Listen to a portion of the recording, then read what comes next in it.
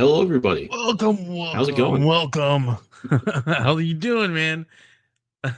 Doing good. Good to have you back.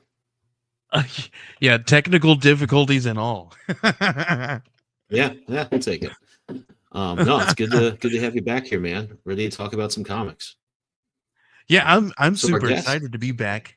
uh, um, guys, cool. listen, guys, we're working on a small delay. There's been some weird, random stuff that's been going on. We got some gremlins in in our stream tonight, so please bear with us as we might stumble over each other's words.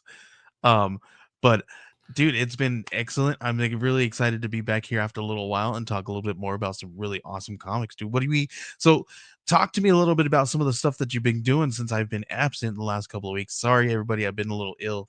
But Ben, you've had some really great comics on and creators, dude. Tell us a little bit Yeah. about that. We had some great guests in the last few weeks showing off their books. Let me bring that up and I can go through it all. It's a little bit of a blur when you do it week after week. We had Dave Yeah. Schwartz last week who was showing off Confederate Monster, which is just his artwork is beautiful. I could talk about it forever. We really got to dive into kind of his process. This crazy, I don't know how he does it. He does two fully colored, beautiful looking pages per day. Just turns them out, and they're fantastic looking stuff. We had Brandon Villoria talking about his book, which is, what's the name of that darn book? He has kind of a superhero book that was really fun to talk about and go through.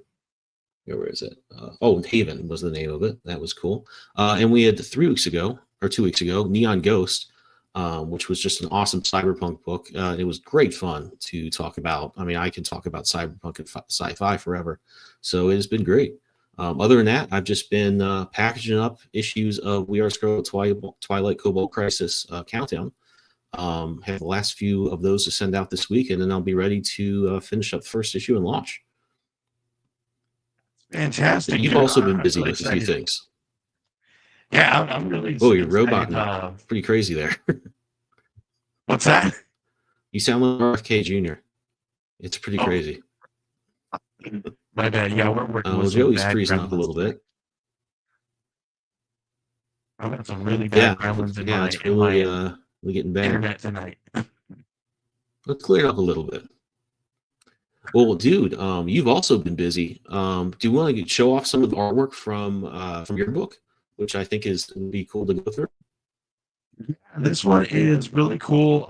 This one's we're gonna be dropping this one in May. It's called "I Need Your Skin," and it's a fantastic story about think like 1950s housewife who lives in a community where perfection is everything, right? So and her pursuit of um, you know eternal youth, I guess you want to say, it leads her down a terrifying path. So, yeah, check this one out. It's excellent. This one is called "I Need Your Skin." From our, we have some friends that is helping us out from Rabbit and Hat Studios. They do some stuff called Grandma Chainsaw and the Hocus Hocus, and they just recently did one called Horse in Hell that is a spin-off from Hocus Hocus.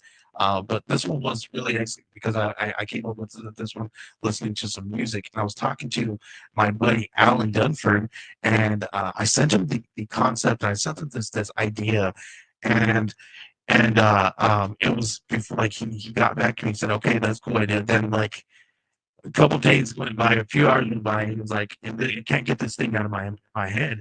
So next time he talked to me, he came back with like a full concept and like 5 pages written. And I said, "Holy crap, dude! You really couldn't get this one out of your head." So he came back with some really cool stuff, and we got some excellent stuff lined up for you guys. We got some really great covers from the all-star team that they use for lots of their comic books. We got Brian Belando doing the interiors. He's doing a cover as well. We have Ruben Macho that's going to be doing another cover. He did that really excellent looking color cover, that variant cover that's all red. Looks got the demon on the front. Um, and then we got a couple other ones we're going to be launching and releasing very soon. But this one is definitely going to be a really, really cool looking campaign. I'm very, very excited about this one. Yeah, dude, this one here especially just blew me Yeah, away. The design is fantastic. The rendering is really cool. It's got like a great sharpness to it. It's an intriguing monster. I mean, it's kind of a cool design. And yeah, yeah, this just is can't say this is enough good things, excellent. man. I am blown away by Ruben Macho's work here. So very Freaking cool to see. fantastic! Look at that. Oh, it's so cool. It's so dang Yeah. cool. Dude, you're still really garbled. You know what might work? Not that we don't like seeing you, but could you try turn off the camera and see if it's a connection thing? Because Yeah, that let's works see. Let's sometimes see with what happens there. It all might right, be. How's that? Is that better? Houston. No, you're the same. I know it's my connections and all this stuff. What I'll probably do is I'll probably jump on with my phone or something so that it'll be a whole lot That's better. cool. All right, I yeah, we might can do take a that so we break can talk. and I can talk Scarlet Twilight, and then BMD Nerd had a question about archetypes that we can go Yeah. into when you are back on the phone. So yeah, let's do that, and I will kind of switch up our, our kind of schedule here and talk about my Yep. book. So I mentioned that we are fulfilling. We are my previous comic, which is a lead into this one. I got most of those out. The rest will be going out hopefully this week. At least the vast majority of them will certainly. And yeah, it's been folding boxes and taping up things, putting them in bags and boards, and getting them out to everybody who was kind enough to back. So I'm really excited for people to start reading that. The digital version has been out for a while, but I know a lot of people, in fact, most people do wait for the printed version. So I'm really pumped for people to see that. And it's a lead in, obviously, to this one that you see on your screen now, which is Cobalt Crisis Part 1. This campaign is going to be for issues 1 and 2 of what's going to be an 8-part series. And it's essentially Crisis on Infinite Earths or Secret Wars if it had taken place in the 1940s during the golden age of comics. So we're going to have all the style of the old comics, kind of the really neat things they would do with their panels, with their dialogue boxes, all that stuff.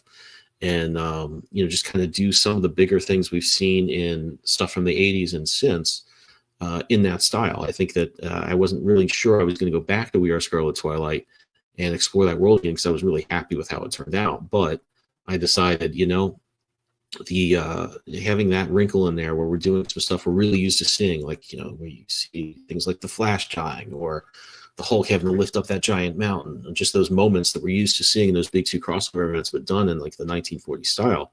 I thought, hey, that could be really cool, and made it kind of worth doing in a way that I wasn't sure it was before. So really pumped to see this. I've got the whole series written. There are some just awesome moments in there. If you're a fan of Crisis, if you just love how, the Flash went out, his arc in Crisis, if you love some of the stuff with, Superman of Earth 1 and Earth 2 interacting, or Captain Marvel's world and Uncle Sam's world spilling over into the main DCU and fighting those characters. We've got basically all the stuff you'd love to see in that series in Crisis, and then some of the other Crisis events and crossovers since.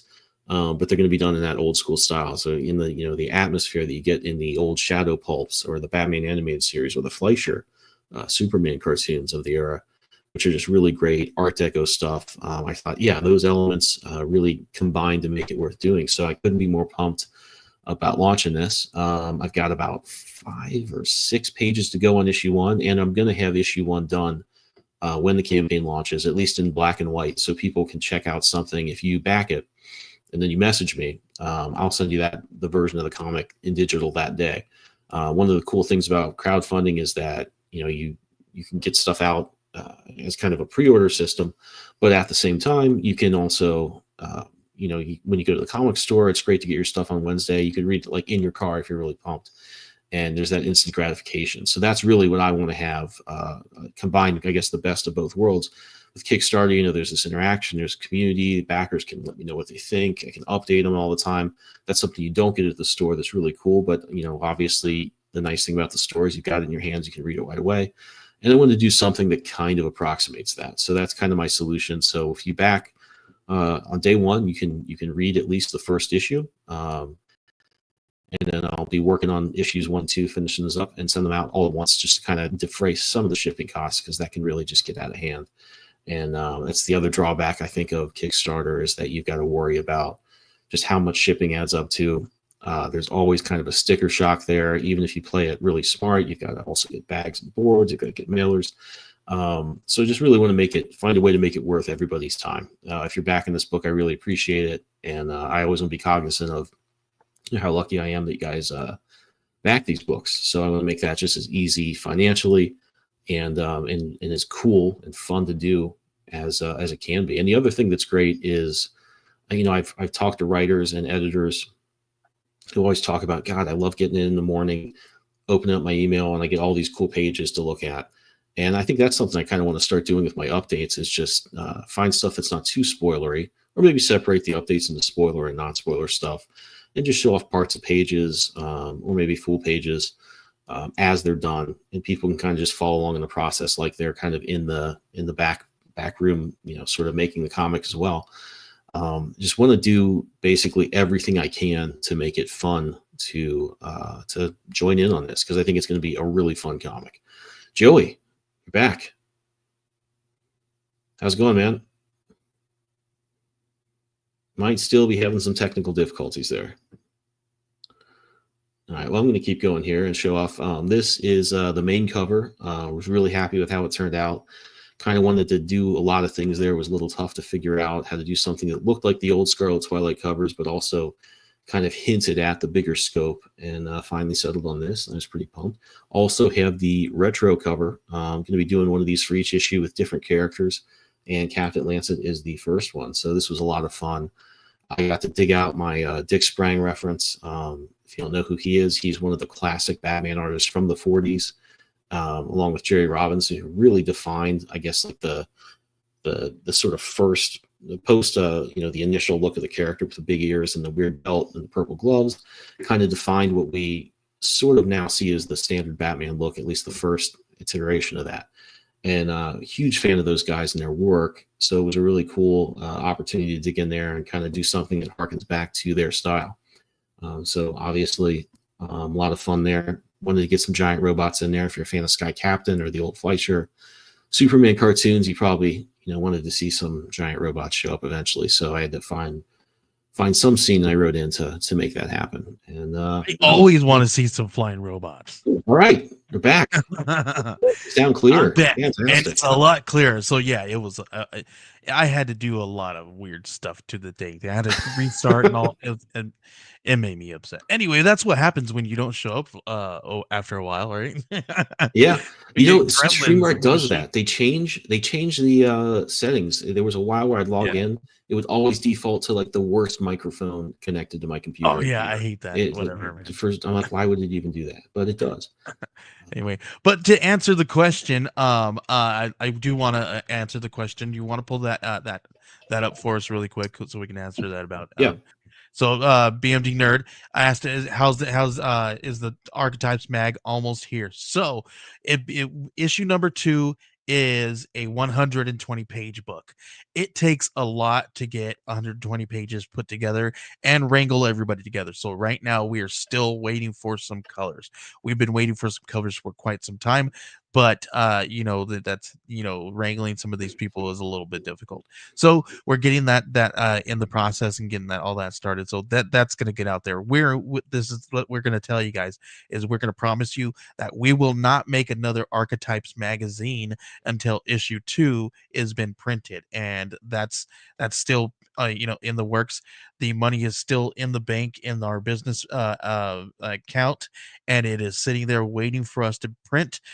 We also have the other money for the trading cards about to hit our bank account as well. We're going to put that into a separate space so that none of those things get mixed and all that stuff.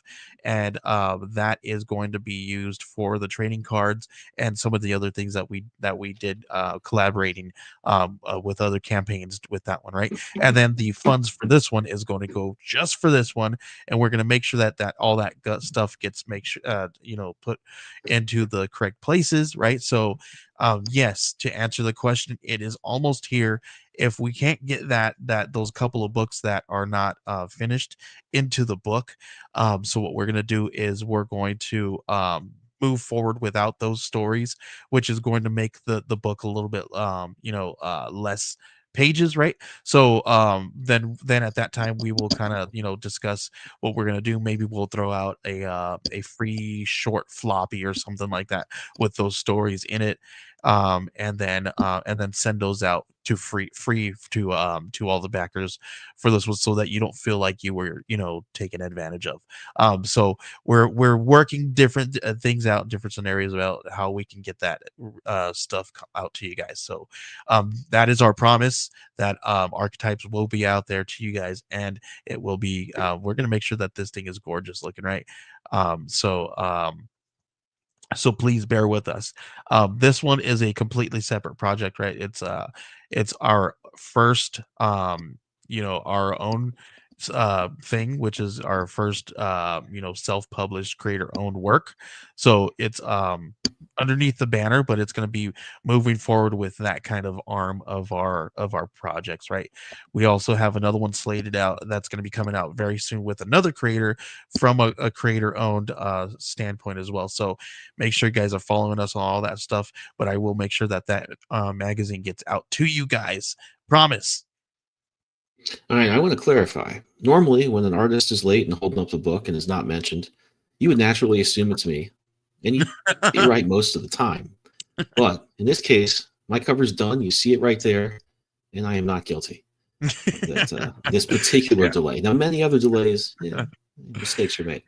It happens sometimes. Listen, if we had over 40 creators, it was bound to happen with one of the stories. Yeah. So and I'm not blaming anybody, nobody is at fault here. Things happen, and I'm not going to blame anybody for any kind of faults. But you're pretty close by your printer too. So once this is sorted out, you're not waiting for it to get you're actually going to go pick it up. You're right. Yes, our printer is here.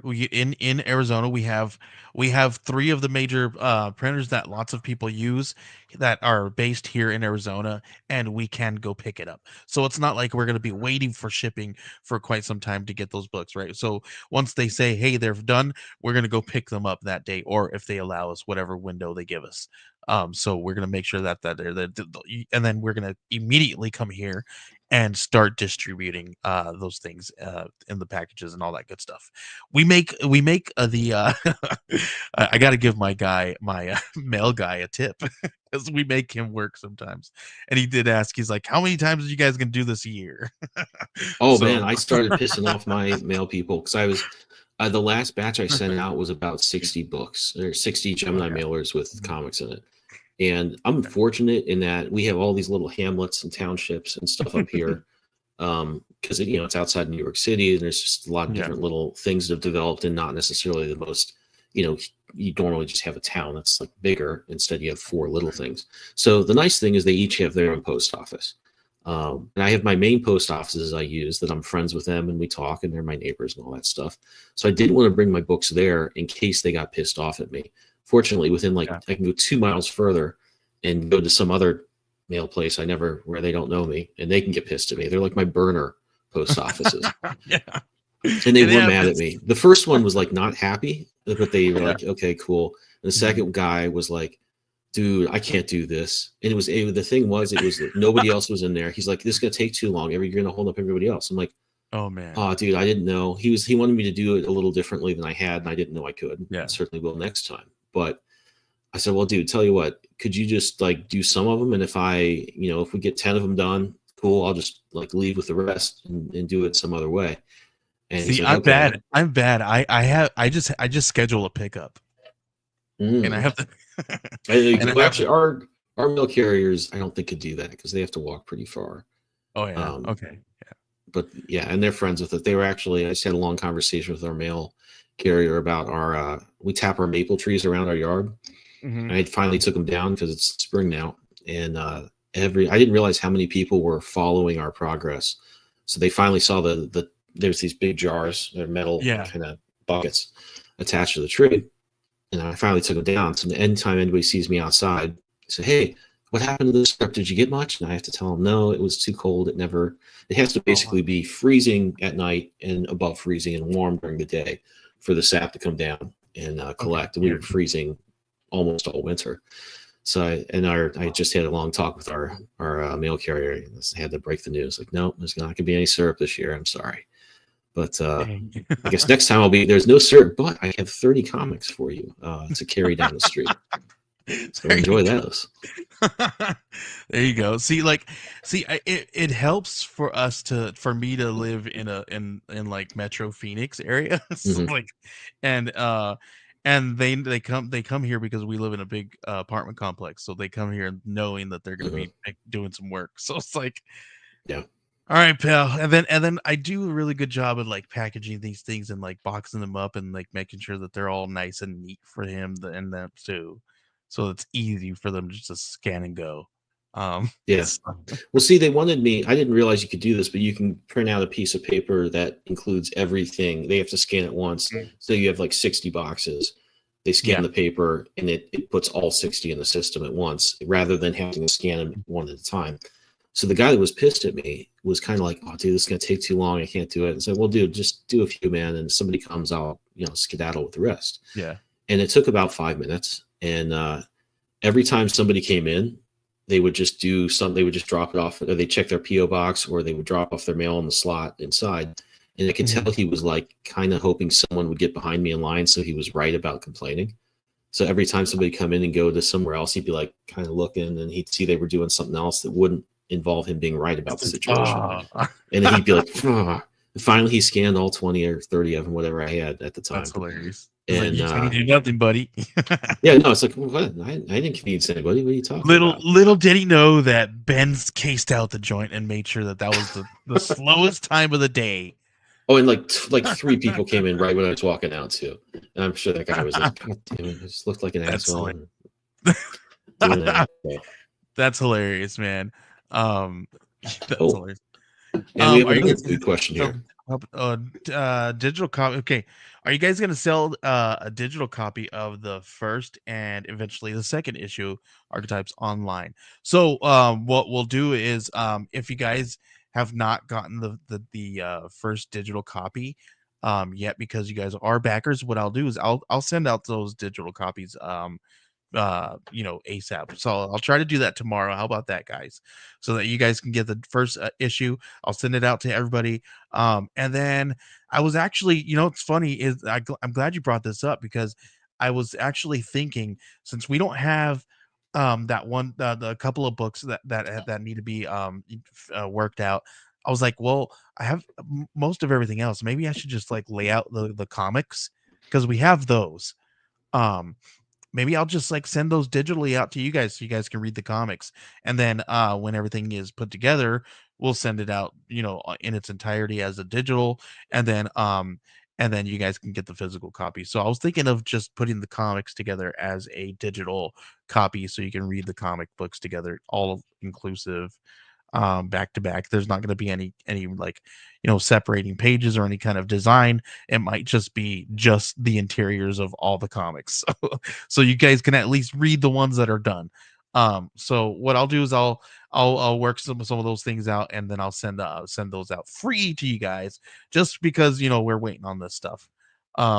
He says, no, I already have the first one. I just meant like to store for back issues and things of that nature. So yes, we are working on that. So I was actually talking about this to my pal about Shopify and selling stuff on our websites. We are going to be looking into possibly merging our website with Age of Radio's website, and then offering some of those new things there, and also integrating your ability to purchase some of these books that we have physically on hand, and some digital issues through that, because they already have opportunities. I think it's through Shopify or something similar to that. So we're going to be using them. As you guys do know, we are a sister company of Age of Radio, who is a media company, and they own a small piece of Geek Collective. So we're gonna just kind of merge our websites and kind of cut some costs there for us already paying for some of the websites on our end, and then just integrate it with them. And we have a really great design team that puts together the website over there and makes it really look gorgeous. So we're also going to have a really great looking page there. We'll still have our domain, so you'll still be able to go to gatecollective.net, but it'll just direct you to the pages on the Age of Radio site, and then you can scroll through there, and then we'll have areas you can buy everything. So that's going to be coming up very soon. But what you guys could do is you guys can purchase directly from us if you guys want to. I'll create we have it all on PayPal, so I think you could sell it through social medias through there and all that stuff too. So that's going to be our next step, right? Now that we have all these books that we're actually have on hand and people actually want some of these, we haven't had the need to create a Shopify space or like to sell these things. But so we're going to be working on that. I believe you can get the digital copies on or of issue number 1 on Global Comics right now. I can't remember if we made it free to read. So check us out on Global Comics as well.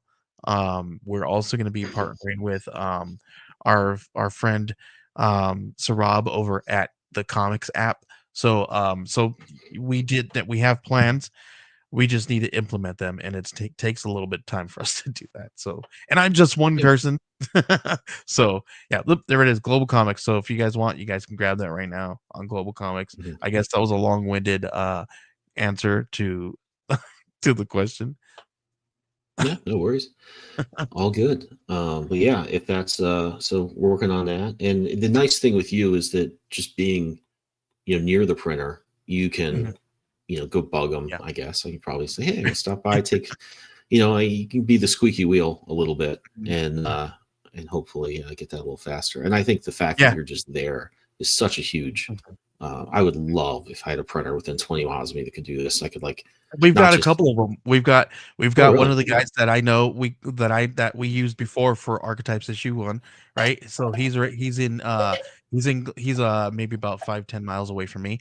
And then we've got one that's called Artist Express that is actually in here out this way as well. And then we have Ready Comics. So they're all out here this way. So yeah, we're going to be working some really cool stuff.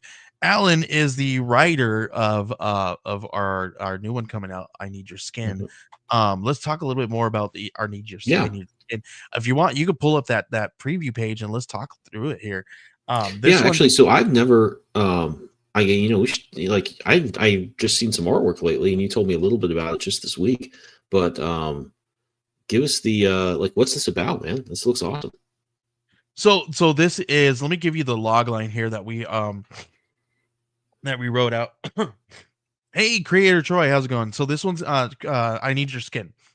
So the log line goes like this. It goes, Nora Perkins has a fear of aging, and she thinks a clairvoyant can help her. A deal will be made for a small piece of her flesh. So basically, let me read you what I had wrote today, because I have a press release that's going to be going out tomorrow morning through our Substack. And I think the way that it was written here is the best way possible to kind of explain this, right? So imagine every time that we feel anger or sadness or vanity even, right? But what if those feelings were the work of something that was more supernatural or evil even, right? And what if that evil amplified these feelings? And to the point to where we lose ourselves, right? And what if it caused us to hurt someone? So Nora Perkins embodies this exact struggle. Think 1950s housewife living in an obsessed community, in a community obsessed with perfection, right?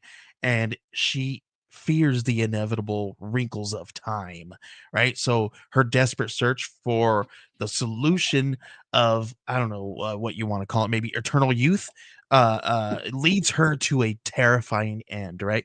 So we definitely gonna find out what happens here with Nora, right? Where there's some creepy stuff going on, right? She seeks out a clairvoyant, and the clairvoyant says, okay, yeah, sure, I'll help you out, but I need a small piece of your flesh. And I don't want to give anything away, but it's a terrifying, terrifying tale of what it's like a big huge question of like what can these different feelings within every one of us do when you let them out, and what if those things overtook you so much to the fact that you would do something that is completely out of your nature, right? So that's what we're going to see within this book, and it's going to be completely, if you guys have followed anything that Alan and his team over at Rabbit and Hat Studios does, um it's absolutely brutal,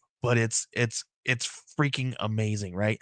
You guys are going to get the same kind of elements that you guys got from like Hocus Pocus or Grandma Chainsaw or Horse in Hell or anything else that they've done, right? So you're going to get very, very similar vibes from this. But it's just a story and a collaboration between Geek Collective and Rabbit and Hat Studios. So it's going to be this really, really fun, exciting thing. Very, very cool. And they do, yeah, they do a lot of horror stuff. So you could see it. I've pitched lots of stories to Alan, and a lot of them were not horror stories, right? And he's like, nah. But when I pitched this one to him, like I said in the beginning, he said he couldn't stop thinking about it, and he came back with 5 full written pages and a full concept that matched the vision that I had for this idea, right? Which was really came from one day when I was like searching for some music, and I stumbled across some old school music that I used to listen to, and like it was AFI, but it wasn't one of their newer stuff, and it was the song called Miss Murder, and it was talking about, there's this line where it says, can I make beauty stay, right? And I thought about, well, that's a really great line. Can I make beauty stay? But the next line, if there might be a trigger warning here. But it says, can I make beauty stay if I take my life? Right. Um, so I was thinking about that, and this really cool concept came to mind, right? What if someone who is so obsessed with vanity or scared or have fear of the fact of aging, right?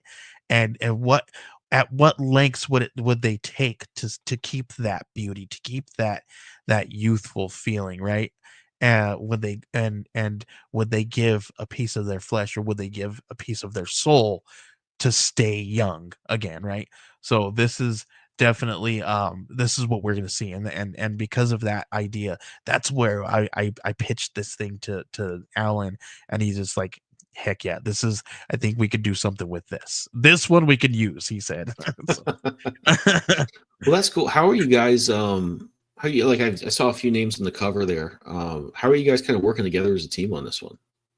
Listen, they have an amazing team already set in place, and like the way they work, it's like freaking masterwork, dude.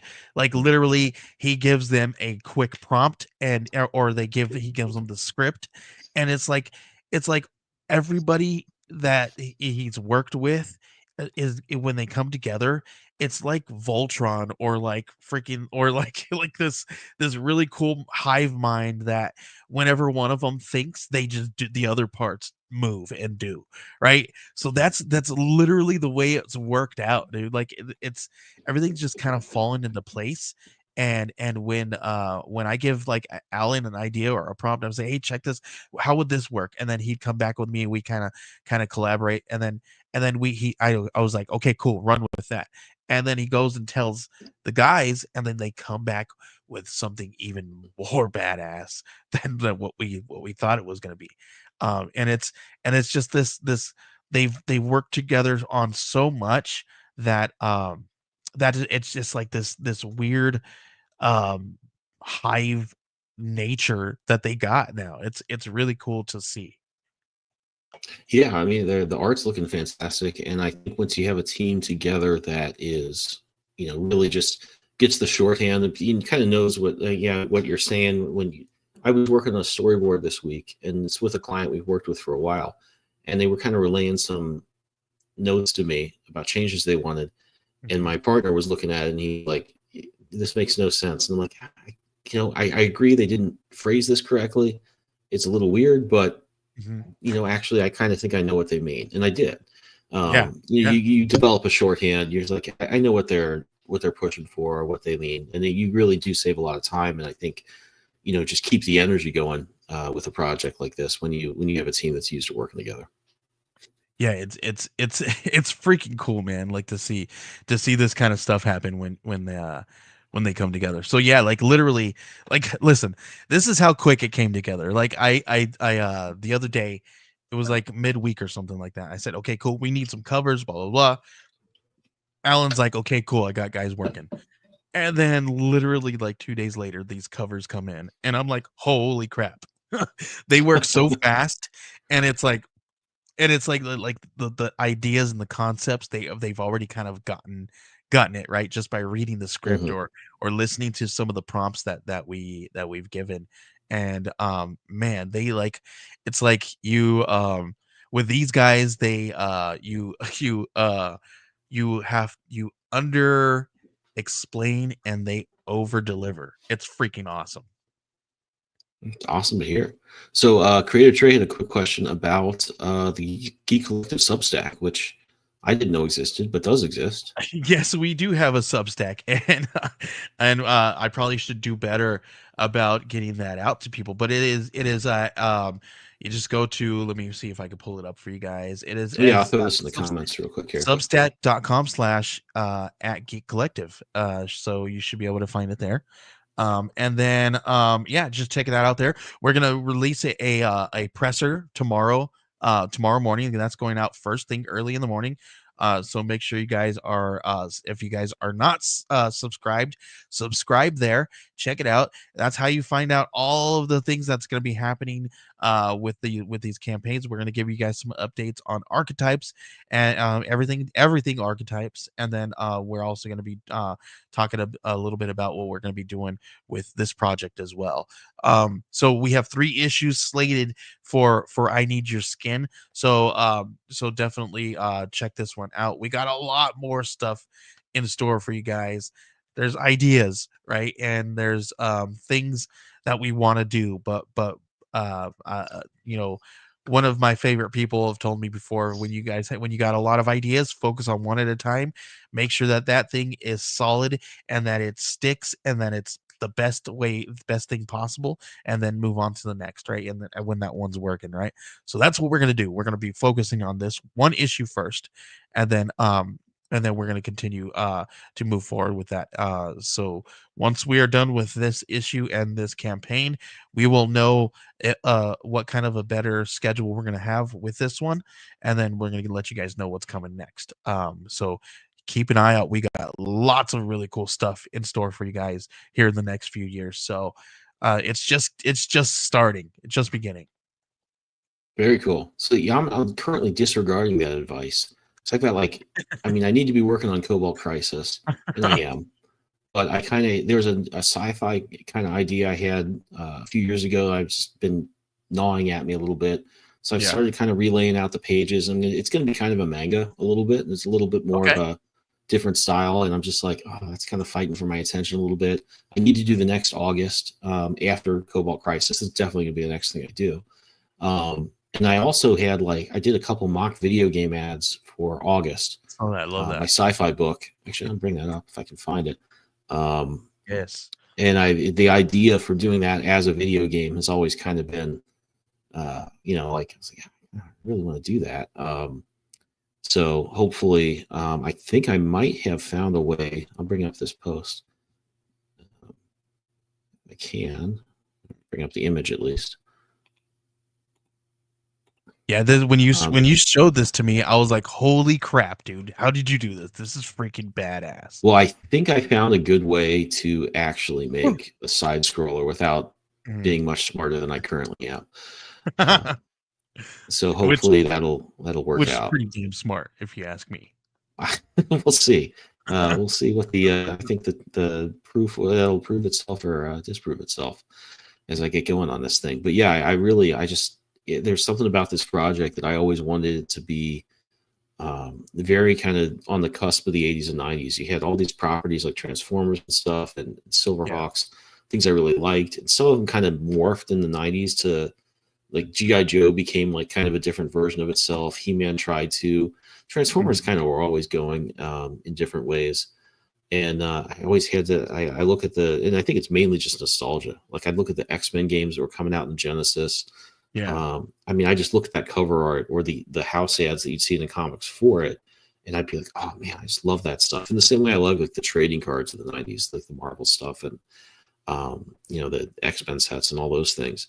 So I kind of just, I made these as a fun thing, but it planted the seed for me to just think like, man, if there's ever a way for me to do that, I really need to figure that out. So I think I might have found a way. I've been messing around with Unity a little bit and Unreal a little bit. And we'll see what kind of works out best. But maybe I'll be able to do something like this and hopefully use it to promote the next August campaign when we get there. Yeah. Yeah, man. And it's excuse me, it's so cool. And then you even did some really cool videos, right? Like some really some some animation to go with it a little bit to make it look like those fighting games, like an actual game. Like it's super cool, dude. Well, that's a whole other deal. Like making a thing that looks like a video game too. Totally can do that. No problem at all. Actually making it work is this might be, I might have bitten off a little bit more than I can chew, and it's not something I can ever spend a ton of time on, so it's going to be kind of my little, I've got 20 minutes to see what I can do here. Every time you show something new like that, I'm going to be like, hey Ben, so you can do this now, right? I don't think I would ever make a video game for somebody else. No, it's too much work. I mean, I don't even know if I can make it for myself. It's just, right. I've kind of been looking at like the resources that are out there and the level of expertise you have to do it. Yeah, there's a reason why those things are expensive as hell when you buy them, dude. Yeah. Well, it's not going to be. It's going to be like a size, because I want it to be like basically. I always had this idea in my head. Have you ever? I'm a huge Star Wars guy. I don't really actually know if we've talked about StarArs. Yeah, I love Star Wars. How into that you're into? I really got back into. I always was into comics. But the Star Wars comics were coming out in the 90s that really brought me back into Star Wars. Like it was something, I had Star Wars toys as a kid and I liked them. Yeah. But I liked Voltron more. I liked the Superpowers toys more. They were just kind of like, yeah, those are cool. I like the Ewoks, whatever. They weren't like my main thing. But those comics, the Dark Horse was putting out in the 90s was really just like, oh, it blew me away. The way they expanded the world, the way they went back to the old stuff, some of the ads, just the like Art Adams covers for the re-release of like the old The New Hope adaptations, just just right in my brain. They're like formative stuff for me. And I loved the Super Star Wars games, and I loved the Dark Empire story, which was kind of a Star Wars sequel 5 or 6 years after Return of the Jedi. And I always thought, man, I wish somebody had come up with a way to do Heir to the Empire and that trilogy, and then Dark Empire and the successive stories there in the style of Super Star Wars, because there's so many really cool. In Dark Empire, one of the big crux of the story is the Empire has this like giant, huge machine that comes down on the planets and essentially sucks everything up like Unicron and recycles it. Just really epic, kind of Kirby-esque stuff, but done in a Star Warsy way. And I thought, oh man, that would be so cool in the video game. And it kind of got me thinking about, your basic run and gun side scroller, but with stuff like that happening in the background that you occasionally interact with. And I thought, there's got to be a way to do that that's not too hard, that is essentially still a run and gun side scroller, but you get this like epic, crazy scope going on in the background. Because I mean, I watch a ton of those long play videos for Genesis games and Super Nintendo games. It's like the cutscenes are really cool. The visuals just have a real good like punch to them. It's really cool stuff. And I kind of thought, oh, there's got to be a way to do something like that without needing to know too much crazy stuff, and just make something really fun. That's kind of like the same experience you get from like going back and playing those old games, or just even watching videos of them. You kind of get the nostalgia, but you can do a lot more, I think, now in terms of scope and just like giving you some really just crazy epic visuals and broadening the feeling you get when you're in that world. And that's kind of something I always wanted to do with August, because I think it's a really it's something that hinges on nostalgia in a weird way. It's something I always wanted to feel like an 80s cartoon. and I wanted to feel like it was something that had all that stuff that you'd see ads for, that you'd see trading cards for, that you'd see video games for. So we'll see, man. I give myself maybe one chance in 3 of pulling this off. I might just abandon it. It might be like, yeah, mistakes were made. This was a little too ambitious. Maybe I should just draw comics all the time. Man, I don't know, man. When you have a cool talent like that, and you can showcase it, man, use it. Why not?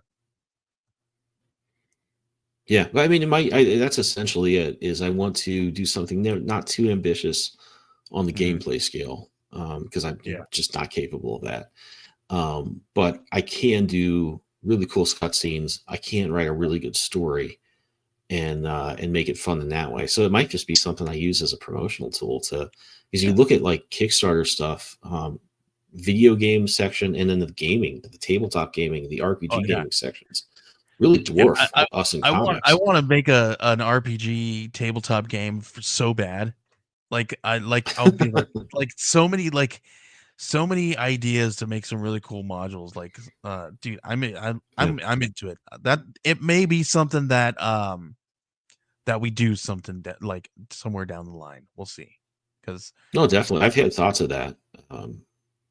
Just because it kills me. And I reached out to a few people that did gaming campaigns when I had some of my past campaigns live, and I even had people who were doing like pulp superhero stuff. And I thought, this is perfect, man.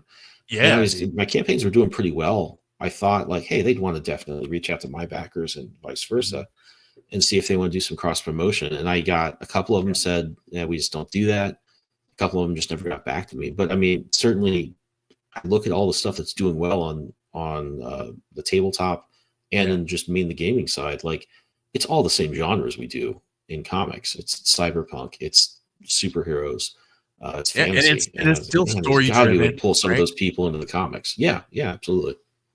Yeah, absolutely. It's story driven and fantasy. Like it's all. I mean, I think they're all cousins. They are geekdoms that we follow. They're all kind of intertwined with one another, I think. Yeah, I mean, I have my favorites. I've said this a few times before, but like fantasy, I like Lord of the Rings. I like some stuff here and there, but like I'm just not that into fantasy. And I say, which is stupid, because you take the same exact story and characters, reskin it with robots in space, and I'm just like, I love this. This is awesome. I'm totally right. Like, that's just how I am. But yeah, no, totally. Yeah, man. Yeah. All right. Let's talk. I think we have a few minutes left. Do you want to do your little? You want to do your little thing and talk? Do our next segment? Yeah, I'll run through. Let me bring up our assets here. All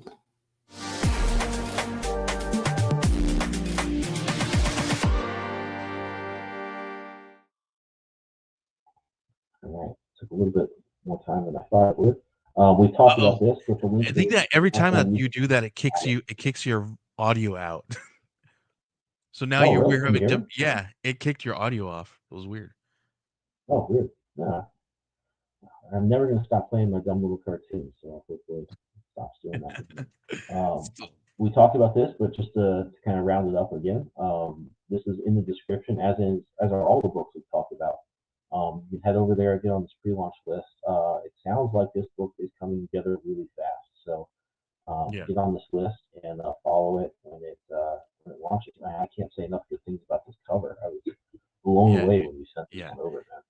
Yeah. Double check your audio again, because I think it's your still bad computer. It's your computer picking up your voice. And it did switch my microphone. It did. That's crazy. It's so weird. That was weird. We could barely hear you. You were muffled. It switched to my USB microphone in my laptop, which obviously weird. I didn't do that. All right. Well, there it is. It's like, you're not gonna play that video. That's the weirdest gremlin I've seen yet. I think it does it to you every once in a while. Like every other week, it does it. I think. It's done it when you log in. I was like, okay, I get it. That's fine. I'll figure that out. This is a new one, but StreamYard has yet to beat me. I'm gonna figure it out. StreamYard, you are giving us the gremlins today, and it's making me mad. No, yeah, dude, this one is absolutely nuts. Like, I was blown away when when Alan sent me the covers. And listen, Alan knows me, and he likes to keep things from me sometimes, right? And it's because he knows it's gonna be badass, and he knows that I'm gonna love everything that's gonna come Mhm. at me. But like with these 2 covers, he like intentionally didn't tell me the prompts that he gave the guys on purpose Mhm. because he knew that it was gonna come out badass, and he knew that I was gonna love it. Um, so I was like, "All right, dude, I trust you with all of it. Go for it. Let's see what you do." And he's like, "Just trust me on this one. Just trust me." I said, "Okay." And both of these covers came out so bad. It's like, let's show that first one again really quick. The one that Brian Belondo did. Um, that one, oh my gosh! Like when I saw this one, and it reminded me of like an old like 50s 60s like horror film where it's like, and they Mhm. came from underneath or something, you know what I mean? So I was Yeah. like, Yeah. oh, it totally gave me that vibe. And then with this creature coming out of her mouth, right, this I was like, oh, this is perfect. um so it was absolutely gorgeous. And then so we got the cover, we got the logos, and then we got the second cover. And he's like, "You want to see something?" I said, "Okay, cool. What is it? I'm scared." And he's like, "Yeah, you're gonna be scared." And he sent me this one that Ruben did. I said, "Holy smokes." I said a bad word, but dude, it was freaking, it was like, holy crap. I don't know whether to be scared or to be like in love.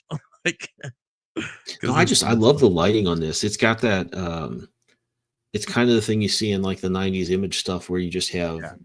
basically your main lighting and then the sort of underlighting, so you're picking up like Mhm. they go in and render every muscle with like lighting sources from each side, and the way the red is in there.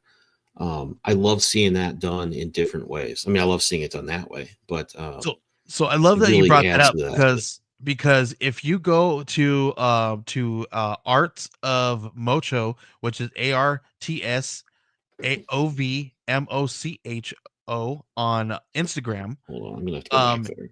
and he actually shows, gives you a little bit of a background of the process that he went through with this cover. And he talks, you can just you might need to scroll through some of his stuff, but he talked a little bit about how he did the cover, and some of the different techniques that he did. It might be in his story Oh, section. I'm in a different. Oh, this is weird. Yeah, I'm glad I did not share this. oh When gosh, here, let me bring there's you, a I'm guy gonna that's start. no, it was a different name. It was MOCCO. Oh yeah, Is what I'm MLCHO. finding. I'm Yeah, gonna if you send you send the me the link. link, yeah. Because Dave, say Dave, I mean Alan sent me the link to this, and I said, "Holy smokes, dude! Check this out!" Look at the stuff that he did. You might have to scroll over um to see the concepts that he had there and that he went through. And then what's cool is he actually used Clip Studio Paint, right? And he used a lot of, it looks like some of the brushes that he got were free. So Mhm. go ahead and click over, and you'll see his Right. like, if it works. I don't know. Mine was a little slow too, but look at this different Oh, brush that's work and all cool. the techniques that he does with this stuff. And he actually showed what brushes he used and what areas there.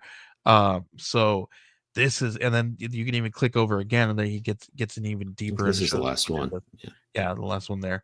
And so it was really, really cool to kind of see how this came together. And it's so cool, man. So cool. No, very cool stuff. I love the final. I love seeing the process. Yeah. Obviously, so very cool stuff. Yeah. Yeah, so head over to that link if you're on another platform, you might have to go to Kickstarter and look for it. If you are on YouTube, you can just scroll right down and click on it, and you'll be over to this campaign and get on that You can pre-launch. go, if you guys want to type in a vanity link, you just go to geekcollective.net/I need your skin. I didn't know about that. Yep. This one came together really fast. You just sent me all this like midweek, like, oh, by the way, I have this like 5 pages of a comic and 2 covers. Like, I Well, thought we've you'd been been sitting on working it a on it. while. I have been sitting on it for a little while. I just haven't Mhm. been telling anybody. So we've been working on it behind the scenes for It's been maybe 6 months to a year now that we've been working on it. So I think we were working on it since first issue of Archetypes, Oh, and okay, cool. the idea came up, and Alan was. I mean, I don't know. I might be telling a lie, but it was within 6 months to a year that we've been sitting on it, and we've been sitting on the last 5 pages that over the first 5 pages that he showed me of the script and the artwork that is now done. Um, for a good like 3 or 4 months actually. I think we had just finished Archetypes 2 or just in the middle of Archetypes 2 Hmm. as we were getting these pages finished. So we were working on it in the background. We're always kind of doing that stuff. Like right now, we've got that one going.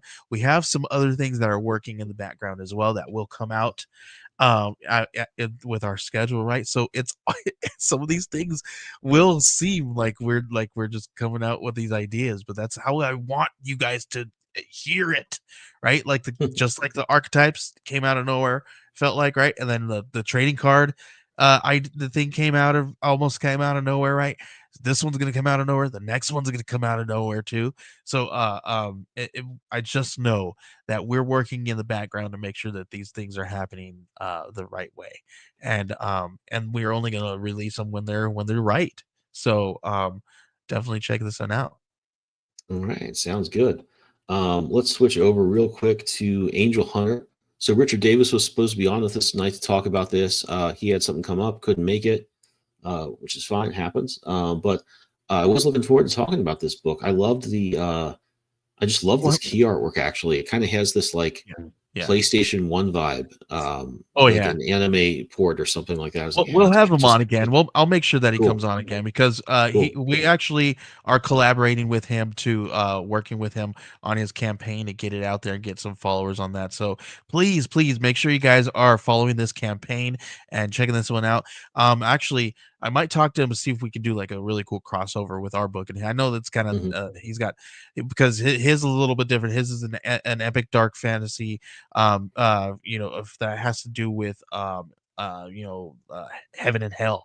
So it kind of goes a little bit similar, maybe not completely right, but it's in the same. We can say it's in the same realm, right? Hmm. But this is the log line we got here. It's after its expulsion from Eden, humanity must carve out an existence in a world ruled by the 13 angels and their army of kaiju Nephilim. Oh, dude, this one's so cool. It's a really if you guys read some of his stuff that was like in Prometheus or Prometheus and Chains.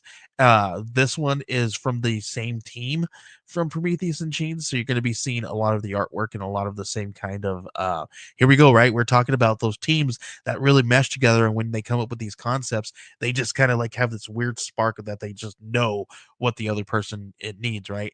And this one definitely came together as very similar. As I was talking to David, Richard about this one, about this, and it's very cool. So you guys are definitely going to want to read this one. So what he's doing with this one though, this one's going to be like 96 to 100 something pages. Right? He's not going to release this one in floppies. He's just going to release the whole thing. So you guys are definitely going to want to grab this one. So many different so many cool things. You can scroll down, see some of the artwork in the pages, and then we're working really hard in the background to get you guys some really great affordable rewards, some really gorgeous looking rewards.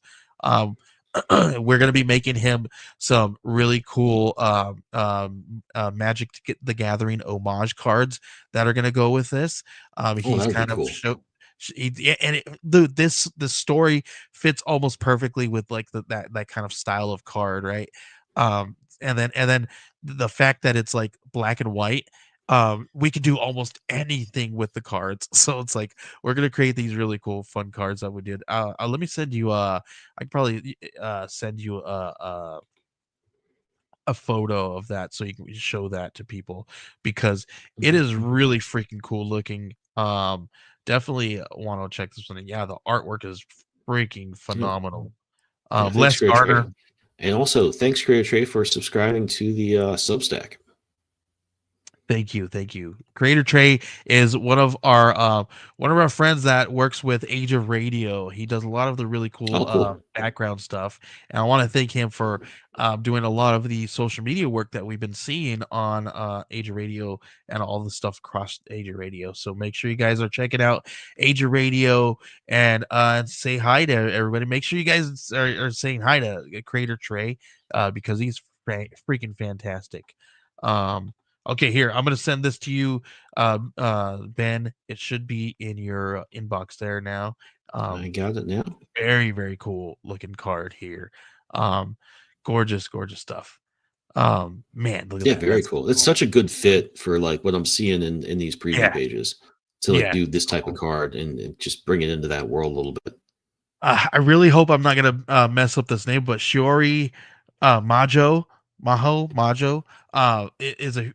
like she's got light powers, and oh man, this like it's freaking cool. This is it. This is like a perfect like even that little art piece there is oh it feels like a Magic the Gathering card. You know what I mean? Oh, totally. Yeah, the background is wild. I like that. It just got some really good scope there. Is she the same? Is she this character? Yes, it's the same Cool. character in you see one of the covers there that you got. It's the same character. Yep, that's the same character there. Yep. Very cool stuff. So hopefully, Richard will be able to stop by and tell us more about this one because this does look really cool. I mean, the scope of this looks awesome. It looks like the artwork's just really going for it in terms of like giving you that. Okay, this is just a crazy epic thing. Demons, angels, crazy stuff, and you get to see all of it. You know, it's not kind of happening over there while you're focusing on something else. So, love to see somebody just jumping in there and going for it. Very cool. But want to switch into one other book here, which is Remember Part 2. Don't ever forget.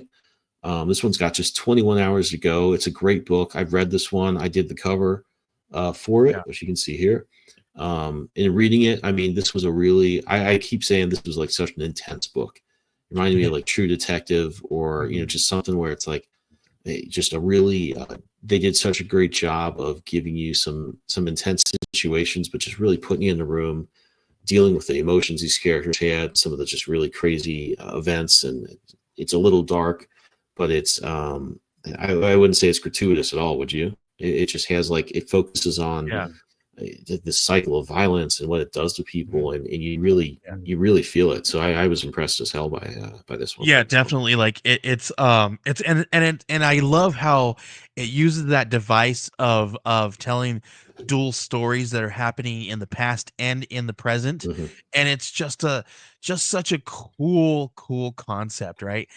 This one is written by Damian Becton, who did Worlds Away. He did Try Not to Die. He's got Calabasas that's out right now as well. Excellent writer. And you got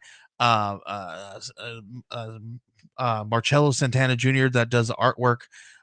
Francisco Zamora is doing some of the letters and stuff like that.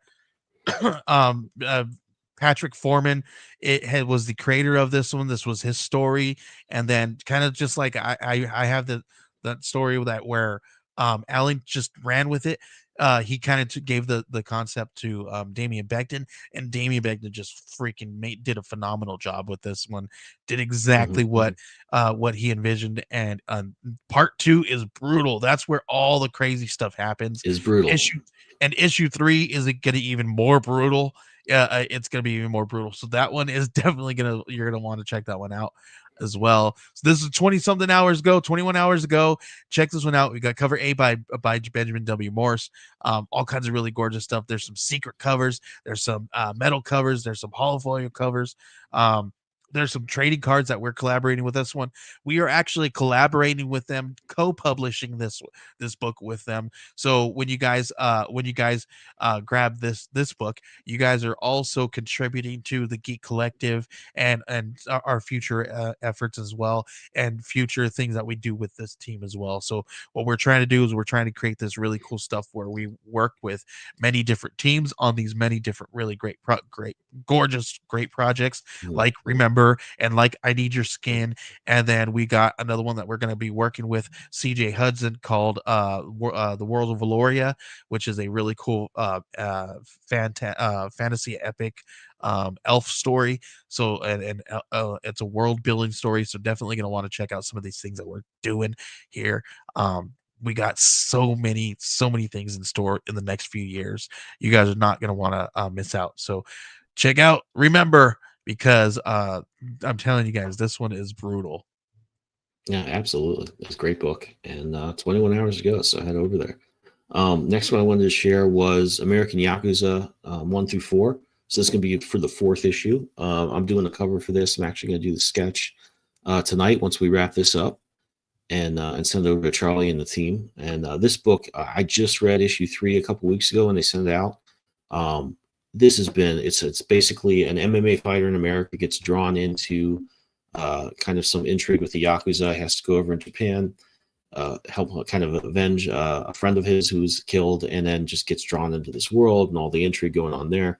The last issue was number 3. I just read it, totally loved it. It's really just taking that world and giving you all the things you want to see. It's got great side characters. It's got a great hero. It's just got some great setups there.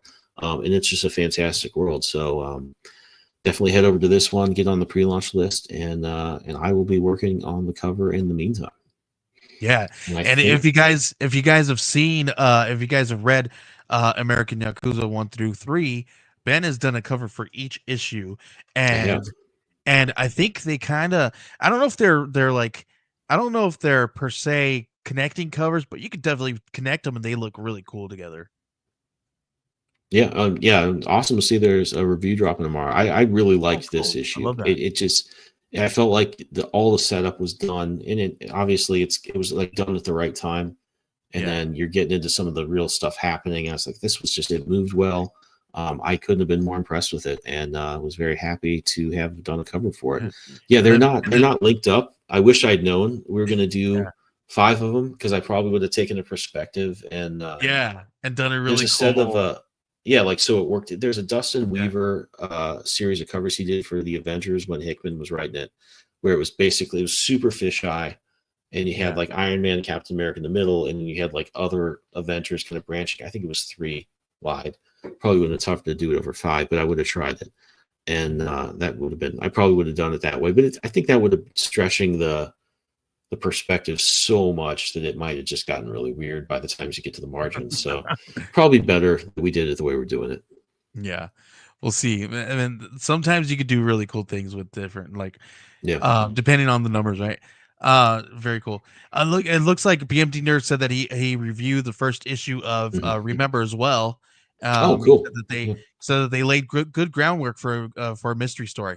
Yeah, issue 1 definitely was great groundwork, and it was definitely they still gave you some action points and sequences, things of that nature. Second issue, they pick up right where they left off in issue 1.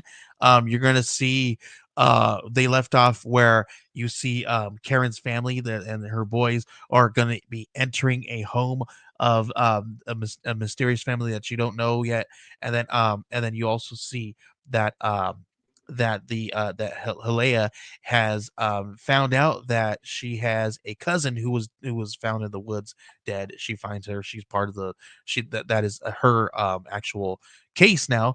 And then in issue 2, you're going to see her going and questioning some family members and finding out and unraveling this thing a little bit more closely here. So definitely going to want to check out issue 3. Yeah, it's great stuff. I love to. Sorry. Yeah. Oh, yeah, definitely. Well, that is it. Just want to share mine one last time. This is my my follow-up to We Are Scarlet Twilight. It's going to be basically Secret Wars or Crisis on Infinite Earths if it had happened in the 1940s during the Golden Age of comics, and I think it's going to be a lot of fun. You're going to get everything you get in Crisis, which is the worlds colliding, the characters kind of having these heroic, epic struggles, characters that, certainly not everybody's going to make it out of this one. So there's that suspense there. It's going to be a ton of fun. It's going to be that stuff, but done in a way you've never seen it before, and I couldn't be more pumped. So head over to that and get on the pre-launch list, because we'll be launching hopefully in the next month or so. And I think that will do it, man. Yeah, man. I'm excited for this one. I really love Twilight Scarlight, and I can't even read. I got my We've been going for a while. It's dyslexia. late. My Yeah. dyslexia is going off. Scarlet Twilight. But yeah, I love that one, man. It's gonna be freaking fantastic. Dude, I'm so excited to see what you do with all these dang characters. It's gonna be freaking cool. You're gonna like it. Ace Falcon, who we introduced in Archetypes, is gonna play. It's such a cool arc for him, man. It's gonna be so cool. I'm so excited. I gotta break out my first issue that I got from you such a long time ago when you first were throwing it around. Very cool. Uh-oh. You froze. There we go. You're good now. Okay. Cool. Better now. Cool. All right. I think that's gonna do it, man. Is there anything else we need to cover? That's it. I don't think I got anything else. Just make sure you guys are following all the stuff we talked about. Go and sign up for our I Need Your Skin if you guys are horror fans. Check it out. Yeah, no, great looking stuff. All right, man. I think that'll do it. So everybody watching, I hope you've had as much fun tuning in and talking comics as we have had. Hopefully we'll get Richard back on here in the near future to talk about Angel Hunter. And other than that, I guess I'll see everybody next week. See you later. See you later, guys.